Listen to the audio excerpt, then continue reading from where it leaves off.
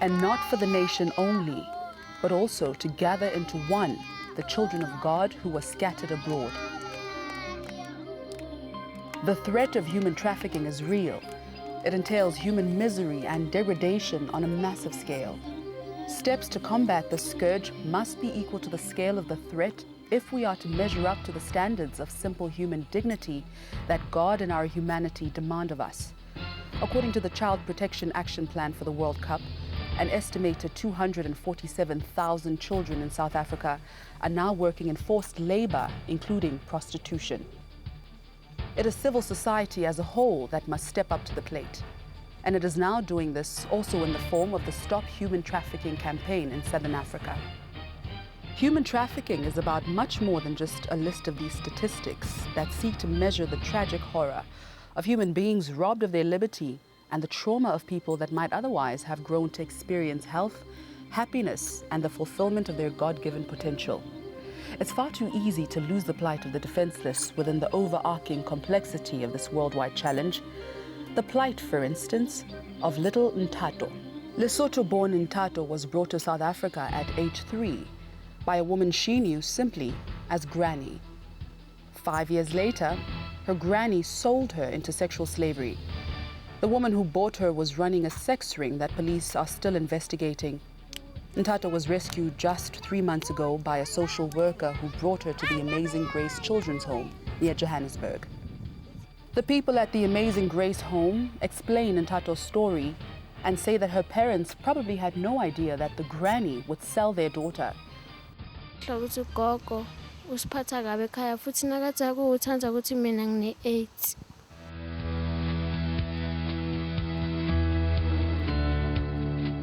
That granny doesn't have children, so she keeps asking people, "Can you give me your child so she can stay with me?" She has a good house, so people trust in her. Even their own families sell these girls. It's the people that you know that traffic the children. Yeah, the child is very traumatized. I don't know how to put it because, if a young person goes through this, the young child doesn't forget everything that they go through. Sometimes you'll see with the anger towards the other children, you see that the child still have got frustration. Ntato is just one of thousands of similar victims, and her story emphasizes concerns pending the 2010 Soccer World Cup in South Africa, and particularly because of the unparalleled opportunities it may offer national and international criminals who are likely to be drawn by the economic pull of that great event. The Stop Human Trafficking campaign in Southern Africa is working to raise awareness and sensitize the public on the ills of human trafficking, build the capacity of religious institutions and leaders in countering the practice, and to facilitate the support to victims through safe spaces. It is really the issue of poverty, issue of unemployment. In some places, it's about political instability. Now that we're heading for 2010 World Cup, reports have been just overwhelming about children disappearing, especially in Gauteng. And that has raised some alarm and concern. And as churches, we have thought, let us stand up and address the issue.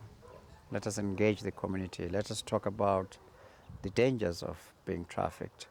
Let us raise awareness. Let us build capacity to protect the children. Let us call for the law enforcement agencies to educate police so that they become aware and to take seriously stories of human trafficking and arrest, prosecute. Because at the moment we don't think they're well trained. The issue though is what happens before and during. But after the World Cup has come and gone, that's when the challenges become massive for the churches, because these kids are almost mentally destroyed and need to be cared for. And so part of our strategy is to try and stop it in the first instance, raise awareness, but afterwards care for them, bring them to some home where they can be socialized back into communities.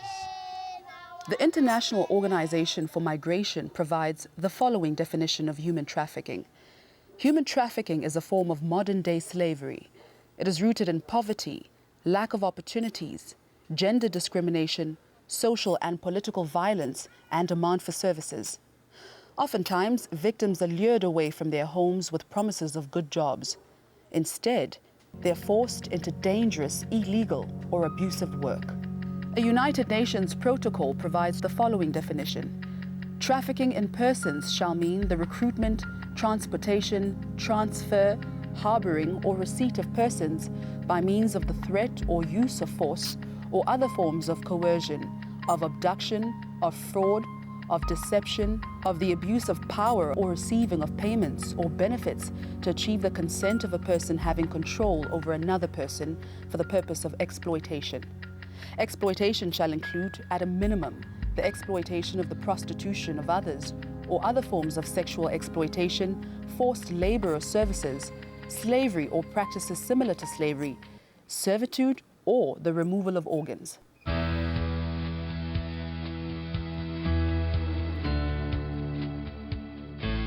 Trafficking, it's more money than the cocaine. People don't talk about it. Neighbors never talk about it. And it happens right in the family. And the bad part of that is because the mothers are not earning, they're not working. So the only breadwinner is the person that abused the child in the house. Money, power, and everything. So the mother will even go and drop the case. How can you find out? It's about they sleeping a lot. They eat a lot. They don't associate themselves with anybody. And you can see some of them, they don't even like to wash. They don't really like to go and have a bath. It can be a boy or a girl, it's the same.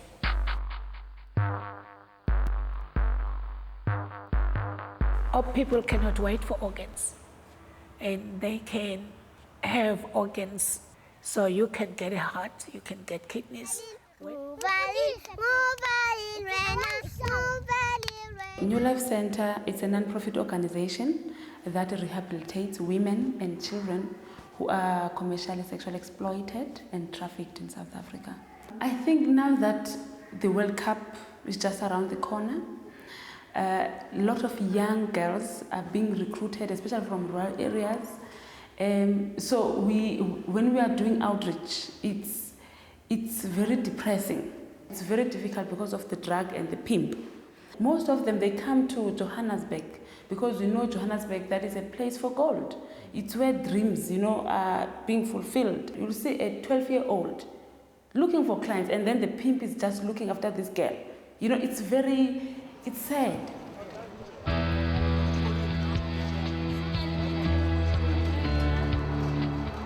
The national campaign against human trafficking, with particular emphasis on the 2010 World Cup, is supported by a wide range of religious and other organizations, which include, amongst many others, the Anglican Church's Hope Africa, the Evangelical Lutheran Church in Southern Africa, Churches United Against HIV and AIDS in Eastern and Southern Africa, and the Helsinki Deaconess Institute of Finland. Poverty should never be an excuse to denigrate the sanctity of human life.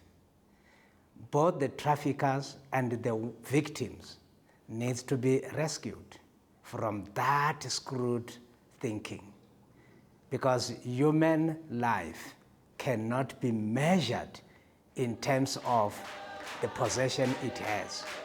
And as a Christian, I will say it also contradicts the mission of Jesus Christ, who came that they may have life and have it more abundantly. Not this kind of exploitation. I can feed myself by using my hands to be skilled and using my brain not to allow my body and my life to resign to fate.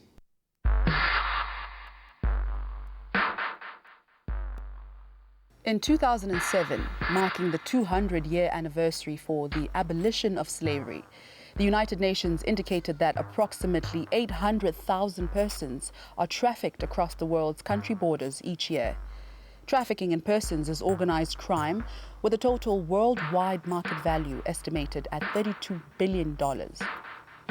Trafficking in persons occurs internally in South Africa, either from city to city or from rural area to urban area and across provinces. It has been identified that the big cities like Cape Town, Durban and Johannesburg are the receiving areas, while the small towns in South Africa are the sending areas. The International Labour Organization estimates that over 12 million persons per annum worldwide are enticed, entrapped, transported and transferred to enforced labour environments. 80% of the trafficked persons worldwide are women and children, and 50% of the children are minors. Human traffickers prey on the social challenges and human hardships caused by poverty, unemployment, inadequate education and political instability. The International Organization for Migration says that at least 1,000 women are trafficked into South Africa from neighboring countries for sexual exploitation each year. But not only women are vulnerable. The list of vulnerable persons includes young girls sold by their families, children drugged and forced to fight as soldiers, men bonded, chained in labor on mines and farms, women enslaved in quarries and households. Part of the challenge lies in the fact that South Africa does not have a legal definition of human trafficking.